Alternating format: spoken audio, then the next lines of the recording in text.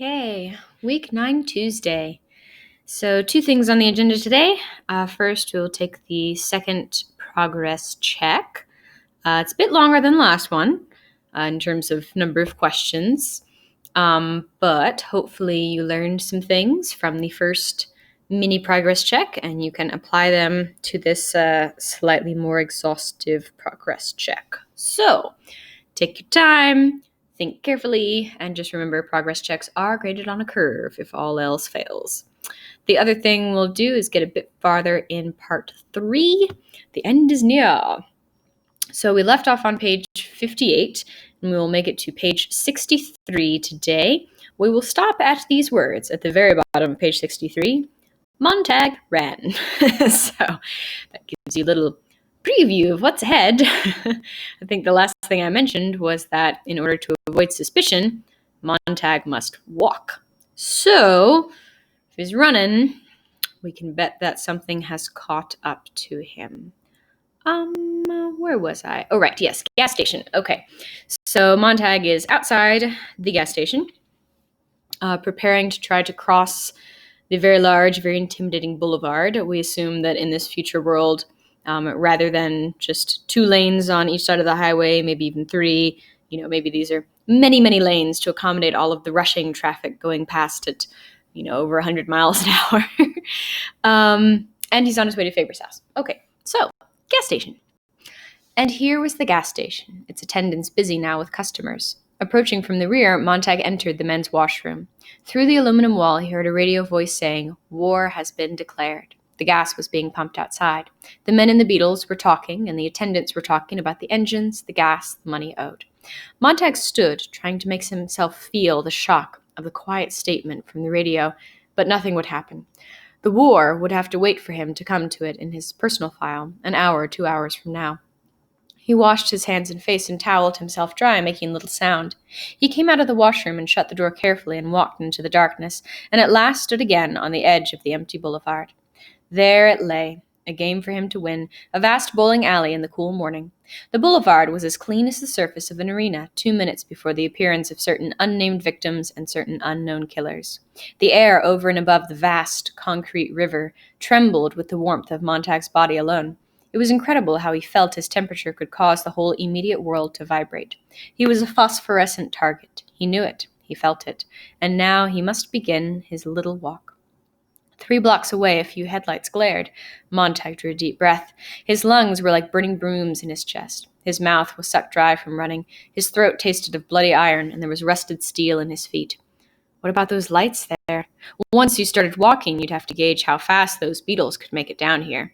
Well, how far was it to the other curb? It seemed like 100 yards. Probably not 100. Excuse me. But figure for that anyway. Figure that with him going very slowly, at a nice stroll, it might take as much as 30 seconds, 40 seconds to walk all that way. The Beetles, once started, they could leave 3 blocks behind them in about 15 seconds. So even if halfway across he started to run, he put his right foot out, and then his left foot, and then his right. He walked on the empty avenue. Even if the street were entirely empty, of course, you couldn't be sure of a safe crossing, for a car could appear suddenly over the rise 4 blocks further on, and be on and past you before you had taken a dozen breaths. He decided not to count his steps. He looked neither to left nor right. The light from the overhead lamp seemed as bright and revealing as midday sun, and just as hot. He listened to the sound of the car picking up speed 2 blocks away on his right. Its movable headlights jerked back and forth suddenly and caught at Montag. "Keep going." Montag faltered, got a grip on the books, and forced himself not to freeze. Instinctively, he took a few quick running steps, then talked out loud to himself and pulled up to stroll again. He was now half across the street, but the roar from the Beetle's engines whined higher as it put on speed. The police. Of course, they see me, but slow now, slow, quiet, don't turn, don't look, don't seem concerned. Walk, that's it, walk, walk. The Beetle was rushing, the Beetle was roaring, the Beetle raised its speed, the Beetle was whining, the Beetle was in high thunder, the Beetle came skimming, the Beetle came in a single whistling trajectory fired from an invisible rifle. It was up to 120 miles per hour, it was up to 130, at least. Montag clamped his jaws. The heat of the racing headlights burnt his cheeks, it seemed, and jittered his eyelids and flushed the sour sweat out all over his body. He began to shuffle idiotically and talk to himself, and then he broke and just ran. He put out his legs as far as they would go, and down and then far out again, and down and back and out and down and back. God, God! He dropped a book, broke pace, almost turned, changed his mind, plunged on, yelling in concrete emptiness, the beetle scuttling after its running food, 200, 100 feet away, 90, 80, 70, Montag gasping, flailing his hands, legs up, down, out, closer, closer, hooting, calling, his eyes burnt white now as his head jerked about to confront the flashing glare. Now the beetle was swallowed in its own light. Now it was nothing but a torch hurtling upon him, all sound, all blare. Now, almost on top of him, he stumbled and fell. I'm done. It's over. But the falling made a difference. An instant before reaching him, the wild beetle cut and swerved out. It was gone. Montag lay flat, his head down. Wisps of laughter trailed back to him with the blue exhaust from the beetle. His right hand was extended above him, flat. Across the extreme tip of his middle finger, he saw now, as he lifted that hand, a faint 1/16 of an inch of black tread where tire had touched in passing. He looked at that black line with disbelief, getting to his feet. That wasn't the police, he thought. He looked down the boulevard. It was clear now. A car full of children, all ages, God knew, from 12 to 16, out whistling, yelling, hurrahing, had seen a man, a very extraordinary sight, a man strolling, a rarity, and simply said, "Let's get him." Not knowing he was a fugitive, Mr. Montag, simply a number of children out for a long night of roaring, 500 or 600 miles in a few moonlit hours, their faces icy with wind, and coming home or not coming at dawn, alive or not alive, that made the adventure. They would have killed me, thought Montag, swaying, the air still torn and stirring about him in dust, touching his bruised cheek. For no reason at all in the world, they would have killed me.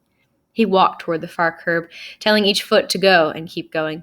Somehow, he had picked up the spilled books. He didn't remember bending or touching them. He kept moving them from hand to hand, as if they were a poker hand he could not figure. I wonder if they were the ones who killed Clarice. He stopped, and his mind said it again, very loud. I wonder if they were the ones who killed Clarice. He wanted to run after them, yelling. His eyes watered. The thing that had saved him was falling flat. The driver of that car, seeing Montag down, instinctively considered the probability that running over a body at that speed might turn the car upside down and spill them out. If Montag had remained an upright target? Montag gasped.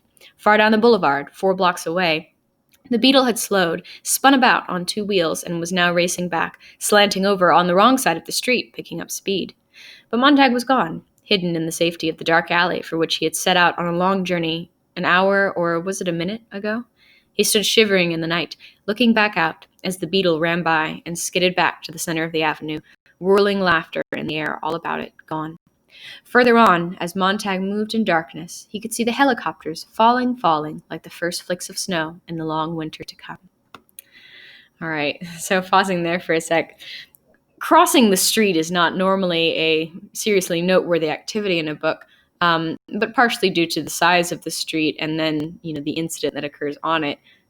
This one kind of adds to our characterization of this society and our understanding of this horribly twisted, dysfunctional, toxic world that Montag lives in.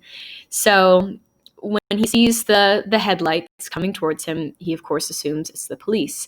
And in a normal book probably would have been. We're in the narrative of Montag running from the police. If we're really focused on that narrative, then everything should be about him and the people pursuing him. But we still get this kind of societal commentary where the people who are coming towards Montag, who are attempting to hit Montag with their car, are not law enforcement. It's children.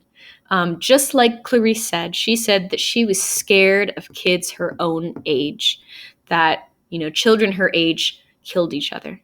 And now we see that, maybe they kill innocent pedestrians for fun, or at least, in their view, innocent. They don't know who Montag is. Technically, he is guilty of something. But the only thing that saved him was their own sense of self-preservation. The tip of his middle finger, with a little bit of black tread on it, showing how close he came to getting run over. Kind of crazy there. And then the thought that he has, I wonder if they're the ones who are responsible for Clarice dying, because we have reasonably confirmed that Clarice is dead, and assuming that Mildred is right, she was hit by a car. So was it an accident when she died? Was it just someone driving too fast who didn't see her as she was collecting walnuts or flowers or whatever, crazy Clarice thing she was doing? Or was it intentional? Was it like these children, someone who targeted her just for kicks? So anyways, some commentary there. All right, Montag has crossed the boulevard. He still has his books at the moment, but see what he does with them in a moment. And he's almost to Faber's house. The house was silent. Montag approached from the rear, creeping through a thick, night-moistened scent of daffodils and roses and wet grass. He touched the screen door and back, found it open, slipped in, moved across the porch, listening. "Mrs. Black, are you asleep in there?" he thought. "This isn't good. But your husband did it to others and never asked and never wondered and never worried. And now, since you're a fireman's wife, it's your house and your turn for all the houses your husband burned and the people he hurt without thinking." The house did not reply. He hid the books in the kitchen and moved from the house again to the alley and looked back, and the house was still dark and quiet, sleeping. On his way across town, with the helicopters fluttering like torn bits of paper in the sky, he phoned the alarm at a lonely phone booth outside a store that was closed for the night. Then he stood in the cold night air, waiting, and at a distance he heard the fire sirens start up and run, and the salamanders coming to burn Mr. Black's house while he was away at work, to make his wife stand shivering in the morning air while the roof let go and dropped in upon the fire. But now she was still asleep. "Good night, Mrs. Black," he thought. "Faber!" Another rap, a whisper, and a long waiting. Then, after a minute, a small light flickered inside Faber's small house. After another pause, the back door opened. They stood, looking at each other in the half-light, Faber and Montag, as if each did not believe in the other's existence.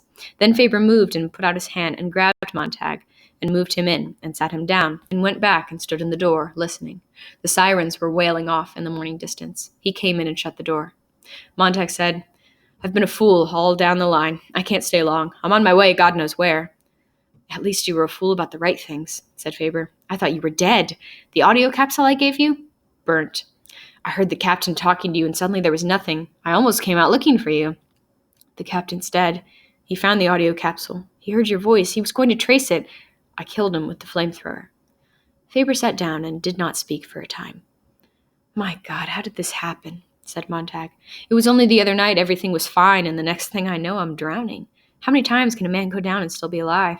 I can't breathe. There's Beatty dead, and he was my friend once. And there's Millie gone. I thought she was my wife, but now I don't know. And the house all burnt, and my job gone, and myself on the run, and I planted a book in a fireman's house on the way. Good Christ, the things I've done in a single week." "You did what you had to do. It was coming on for a long time." "Yes, I believe that. If there's nothing else, I believe. It saved itself up to happen. I could feel it for a long time. I was saving something up. I went around doing one thing and feeling another. God, it was all there. It's a wonder it didn't show on me like fat. And now here I am, messing up your life. They might follow me here." "I feel alive for the first time in years," said Faber. "I feel I'm doing what I should have done a lifetime ago. For a little while, I'm not afraid. Maybe it's because I'm doing the right thing at last. Maybe it's because I've done a rash thing and don't want to look the coward to you. I suppose I'll have to do even more violent things, exposing myself so I won't fall down on the job and turn scared again. What are your plans?" "To keep running." "You know the war's on?" "I heard." "God, isn't it funny?" said the old man. "It seems so remote because we have our own troubles." "I haven't had time to think." Montag drew out $100. "I want this to stay with you. Use it any way that'll help when I'm gone." "But I might be dead by noon. Use this." Faber nodded. "You'd better head for the river, if you can. Follow along it, and if you can hit the old railroad lines going out into the country, follow them. Even though practically everything's airborne these days and most of the tracks are abandoned, the rails are still there, rusting. I've heard there are still hobo camps all across the country, here and there, walking camps they call them. And if you keep walking far enough and keep an eye peeled, they say there's lots of Harvard degrees on the tracks between here and Los Angeles. Most of them are wanted and hunted in the cities. They survive, I guess. There aren't many of them, and I guess the government's never considered them a great enough danger to go in and track them down. You might hole up with them for a time and get in touch with me in St. Louis. I'm leaving on the 5 a.m. bus this morning to see a retired printer there. I'm getting out in the open myself at last. The money will be put to good use. Thanks, and God bless you. Do you want to sleep a few minutes?" "I'd better run." Let's check. He took Montag quickly into the bedroom and lifted a picture frame aside, revealing a television screen the size of a postal card. I always wanted something very small, something I could talk to, something I could blot out with the palm of my hand if necessary, nothing that could shout me down, nothing monstrous big. So you see, he snapped it on. Montag, the TV set said, and lit up. Montag. The name was spelled out by the voice. Guy Montag. Still running. Police helicopters are up. A new mechanical hound has been brought from another district. Montag and Faber looked at each other. Mechanical hound never fails. Never since its first use in tracking quarry has this incredible invention made a mistake. Tonight, this network is proud to have the opportunity to follow the hound by camera helicopter as it starts on its way to the target. Faber poured 2 glasses of whiskey. We'll need these. They drank.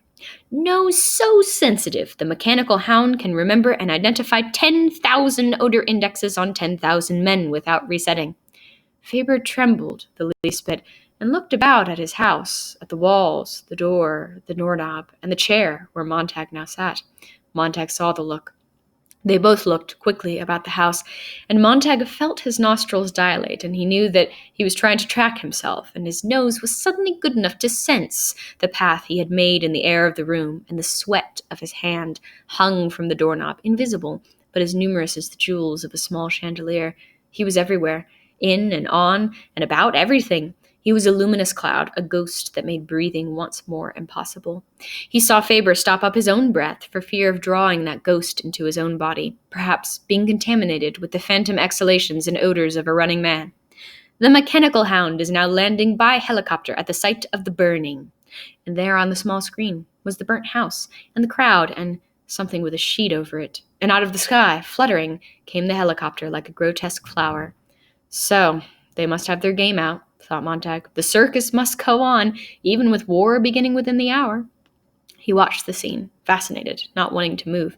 It seemed so remote and no part of him. It was a play, apart and separate, wondrous to watch, not without its strange pleasure. That's all for me, he thought. That's all taking place just for me, by God. If he wished, he could linger here, in comfort, and follow the entire hunt on through its swift phases, down alleys, across streets, over empty running avenues, crossing lots and playgrounds, with pauses here or there for the necessary commercials, up other alleys to the burning house of Mr. and Mrs. Black, and so on finally to this house, with Faber and himself seated, drinking, while the electric hounds snuffed down the last trail, silent as a drift of death itself, skidded to a halt outside that window there. Then, if he wished, Montag might rise, walk to the window, keep one eye on the TV screen, open the window, lean out, look back, and see himself dramatized, described, made over. Standing there, limed in the bright small television screen from outside, a drama to be watched objectively, knowing that in other parlors he was large as life, in full color, dimensionally perfect. And if he kept his eye peeled quickly, he would see himself, an instant before oblivion, being punctured for the benefit of how many civilian parlor sitters who had been wakened from sleep a few minutes ago by the frantic sirening of their living room walls to come watch the big game, the hunt, the one-man carnival. Would he have time for a speech? As the hound seized him in view of 10 or 20 or 30 million people, mightn't he sum up his entire life in the last week in one single phrase or word that would stay with them long after the hound had turned, clinching him in its metal plier jaws, and trotted off in the darkness, while the camera remained stationary, watching the creature dwindle in the distance, a splendid fade-out? What could he say in a single word? A few words that would sear all their faces and wake them up. There, whispered Faber. Out of a helicopter glided something that was not machine, not animal, not dead, not alive, glowing with a pale green luminosity. It stood near the smoking ruins of Montag's house, and the men brought his discarded flamethrower to it and put it down under the muzzle of the hound. There was a whirring, clicking, humming. Montag shook his head and got up and drank the rest of his drink. It's time. I'm sorry about this. About what? Me? My house? I deserve everything. Run, for God's sakes. Perhaps I can delay them here. Wait. There's no use you're being discovered. When I leave, burn the spread of this bed that I touched. Burn the chair in the living room and your wall incinerator. Wipe down the furniture with alcohol. Wipe the doorknobs. Burn the throw rug in the parlor. Turn the air conditioning on full in all the rooms and spray with moth spray, if you have it. Then turn on your lawn sprinklers as high as they'll go and hose off the sidewalks. With any luck at all, we can kill the trail in here anyway. Faber shook his head. I'll tend to it. Good luck. If we're both in good health, next week, the week after, get in touch. General delivery, St. Louis. I'm sorry there's no way I can go with you this time by earphone. That was good for both of us. But my equipment was limited. You see, I never thought I would use it. What a silly old man. No thought there. Stupid, stupid. So I haven't another green bullet, the right kind, to put in your head. Go now. One last thing, quick. A suitcase. Get it. Fill it with your dirtiest clothes. An old suit. The dirtier the better. A shirt, some old sneakers and socks. Faber was gone and back in a minute. They sealed the cardboard valise with clear tape. To keep the ancient odor of Mr. Faber in, of course, said Faber, sweating at the job. Montag doused the exterior of the valise with whiskey. I don't want that hound picking up two odors at once. May I take this whiskey? I'll need it later. Christ, I hope this works. They shook hands again, and going out of the door, they glanced at the TV. The hound was on its way, followed by hovering helicopter cameras, silently, sniffing the great night wind. It was running down the first alley. Goodbye. And Montag was out the back door lightly, running with the half-empty valise. Behind him, he heard the lawn sprinkling system jump up, filling the dark air with rain that fell gently, and then with a steady pour all about, washing on the sidewalks and draining into the alley. He carried a few drops of this rain with him on his face.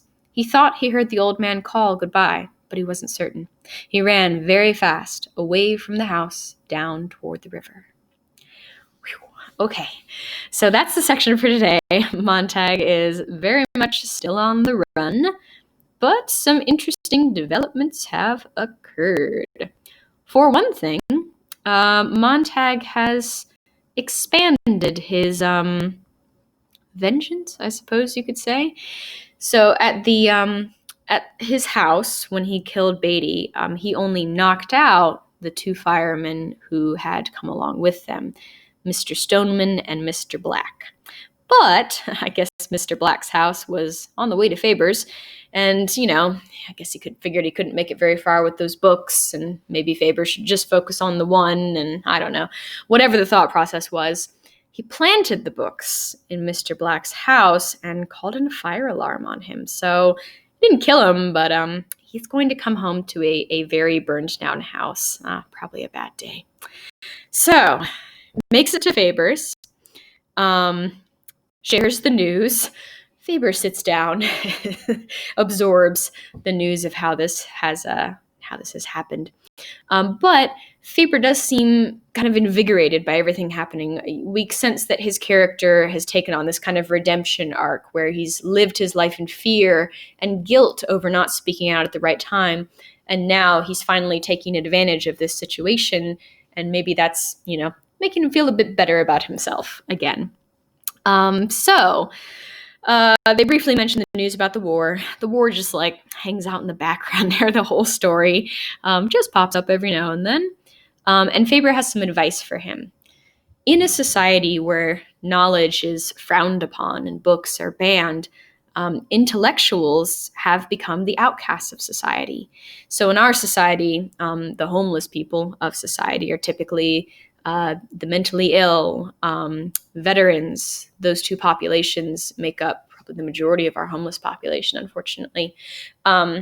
So people who have no financial recourse in our society become homeless. But for whatever the reason, maybe they got that worked out in the future, and I guess that's maybe one nice thing. The only people who seem to be wandering about in the railroad tracks are the Harvard degrees of society. So though Montag would not have the education that these men would, presumably they would accept him because of his quest that he kind of ended his time in the city on. And Faber also has a mission. He is headed to St. Louis, leaving on the 5 a.m. bus.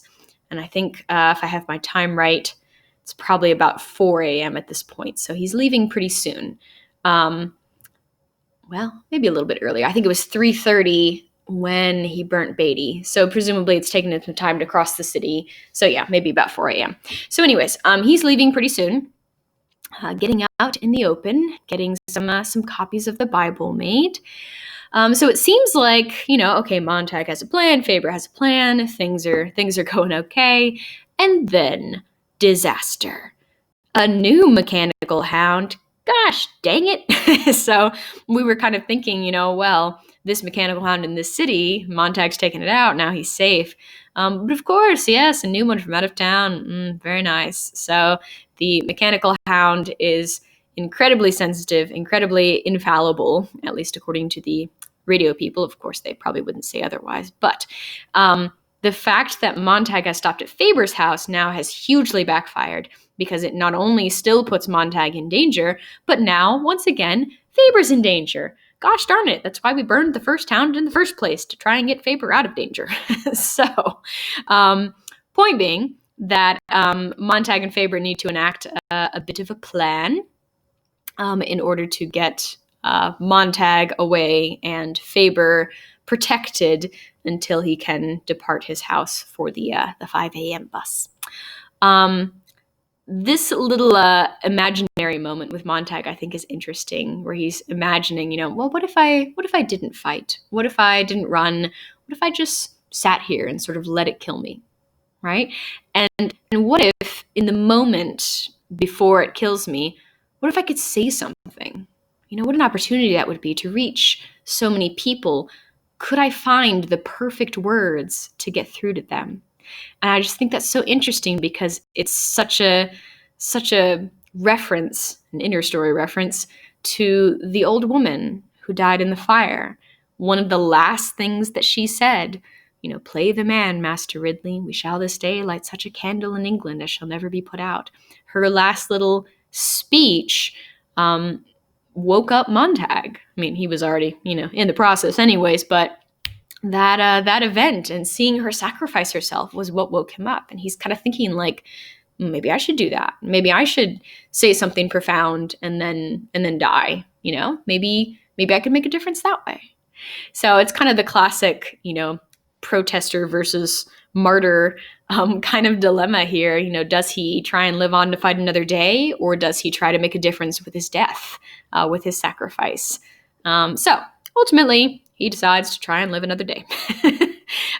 Plus, if he just gave up, then Faber would probably be in trouble too. So, precautions. Burn everything. Anything that Montag had any physical contact with. Burn things. Turn air conditioning on. Wipe down stuff with alcohol. Kills all the germs and hopefully the Montag smell too. Turn on the sprinklers. And then for Montag, presumably once he's able to get away from the hound, he does not want to smell like himself anymore, so he tries to get some Faber stuff and some whiskey, so that he smells like a combination of Faber and alcohol instead of Montag. So if he can lose the hound at the river, which hopefully, the hound has that weak spot. Normal dogs can't track through water. We're hoping the hound is not technologically advanced enough to be able to do that. But yeah, if he can lose the hound at the river and then put on his new clothes plus alcohol, then hopefully it won't find him. So this is a lot of hopefullys right now. And I just want you to be thinking, even though we may be reasonably certain that Montag will probably be okay, I mean, he is our main character after all, Faber is kind of the question here. Is he important enough to the plot of this story to be kept alive and put on the 5 a.m. bus so he can go see the printer and make the copy of the Bible? Or does his redemption arc end with, dun dun dun, sacrifice? So I will leave you with that little teaser for our next reading session, and that is all for this bit.